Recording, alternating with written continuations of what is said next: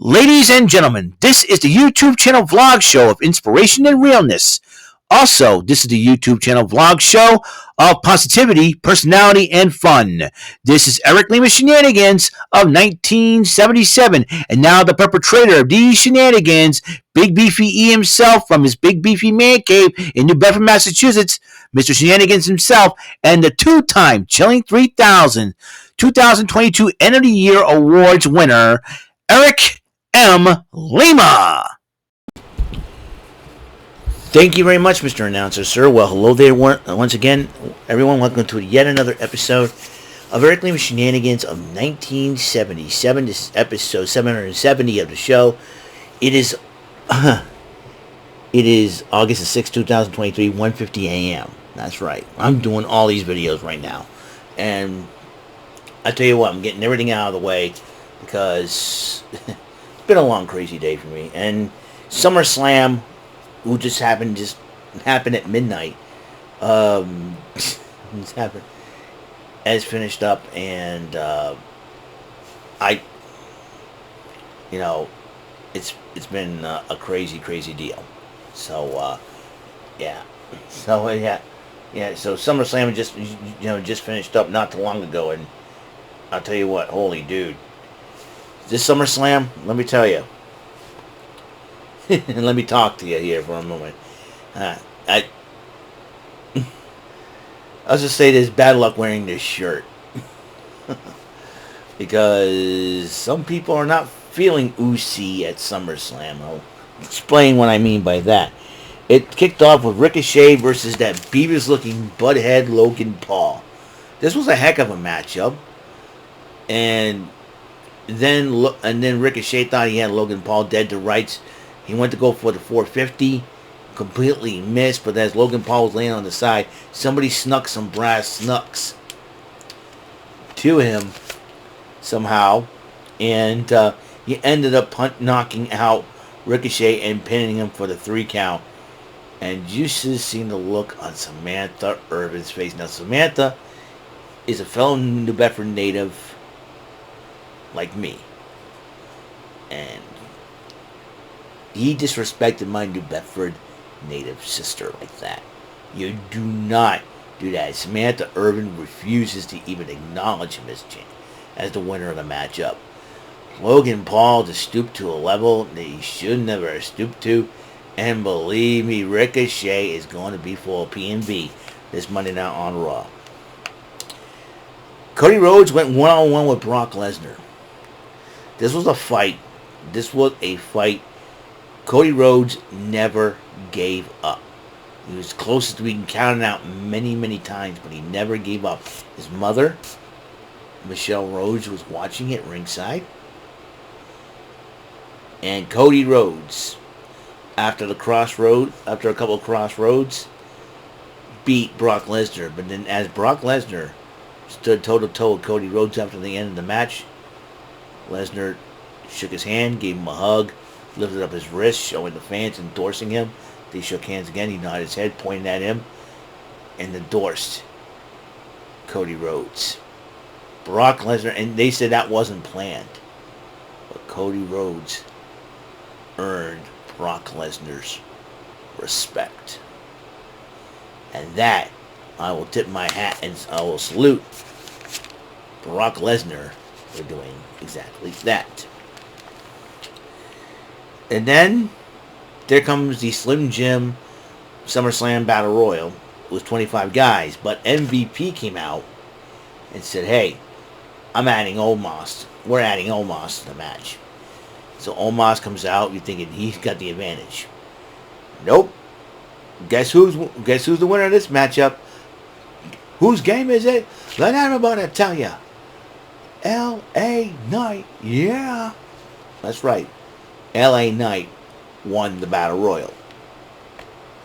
And then in the MMA rules match, Ronda Rousey and Shayna Baszler, they went at it tooth and nail, but in the end, Shayna Baszler ended up winning the championship. They ended up winning the match, excuse me. There was no championship on the line. Shayna Baszler ended up winning the MMA rules match. The Intercontinental title was on the line. Gunther defends against Drew McIntyre. Drew McIntyre gave Gunther everything he's got, and then some. But Gunther in the end with the powerbomb ended up winning the matchup and retaining the title. That means he has to survive one more pay-per-view, and by mid-September next month, he will break the record for being the longest reigning Intercontinental Champion in WWE history. Will Gunther do it? We will find out for sure. The World Heavyweight Championship was on the line. Seth Rollins versus Finn Balor, and all the other members of Judgment Day went at it. And then it got to a point where Finn Balor convinced Damian Priest to cash in the Money Bank. He refuses to do it, but then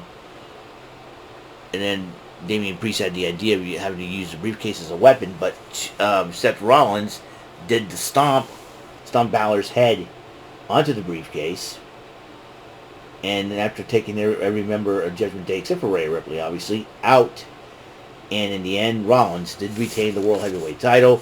It seems like Judgment Day's going to have some problems this Monday night on Raw. The Alpha Academy was plugging Mike's Harder Lemonade. They say, I'm a Mike, and you're a Mike, and never was a Mike. Then The Miz comes out, I'm Mike, The Miz Mizant's in my name. And then Maxine calls him Mark. No, it's a Mike. And then got to the point where Otis pushes him inside a big chest, moving chest, and says, bye, Mark. And puts the lid over The Miz. Maxine sits on it. Oh, it was hilarious. Oh, a good moment. Now, the women's title was on the line in a triple threat match. Asuka defending against Charlotte Flair and Bianca Belair. I forgot to know who won that matchup. So, I put Bianca Belair. And it was a heck of a matchup. And Bianca Belair, despite being hurt and injured, won the match and won the title. But, remember I said she was a little bit, remember I said, keyword, because she was injured, she hurt her knee during the match or something like that. That was when Io Sky has decided to cash in the Money in the Bank. She ran as fast like the Ultimate Warrior at SummerSlam '88. Gets into the ring, but before she got in the ring to cash it in, she knocked out Asuka. She knocked out Charlotte Flair. Bayley was helping out doing the knocking out, and then Io grabbed the briefcase, hit Bianca Belair in the knee, behind the knee with it. Gives it to referee Jessica Carr, says she's cashing it in. Drags her into position. She jumps up. The bell rings. She jumps up, does her moonsault. 1, 2, 3. Ladies and gentlemen, we have a new WWE Undisputed Women's Champion in Io Sky. So congratulations to Io Sky. She did it. Yeah. She's one of my favorite ladies of the WWE currently.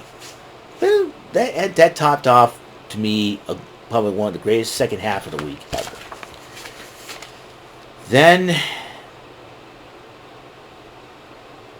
Then the tribal combat for the Universal title. Roman Reigns defends against Jey Uso, which the tribal chieftain was on the line. Solo Sikoa, obviously no surprise, got involved during the matchup and attacked Jey Uso. But then Roman Reigns hit Solo with a spear by accident. Solo and Roman were arguing. Roman says, we'll deal with it.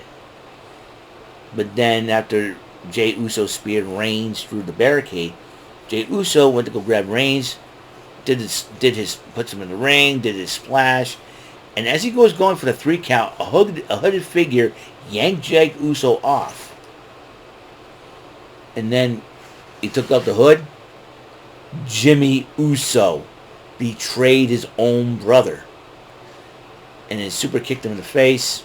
Roman Reigns took advantage of the situation, ended up pinning Jey Uso. Roman Reigns retains the championship. All I know is the Usos, oh boy, this one, talk about tribal combat, this is going to be a bigger tribal combat. Forget Roman Reigns versus Jey Uso. Jey versus Jimmy Uso. Gonna be something else. Well, that's all the time we have on the show. Episode 770 of Eric Lima Shenanigans in 1977 is complete. Thank you for tuning in. SummerSlam 2023 results. Alright? So, I will see you guys later. And until next episode comes rolling around, Mr. Announcer, take us home. That is all for today's episode of the show. This is Mr. Lima speaking for Eric Lima Shenanigans of 1977. A Big Beefy E, do it for Bob Saget production, and in association with A Sweet Bowl for Raving Dingleberries Telepictures and Distribution. Thank you for watching another great episode of Eric Lima Shenanigans of 1977. Until the next episode, goodbye for now.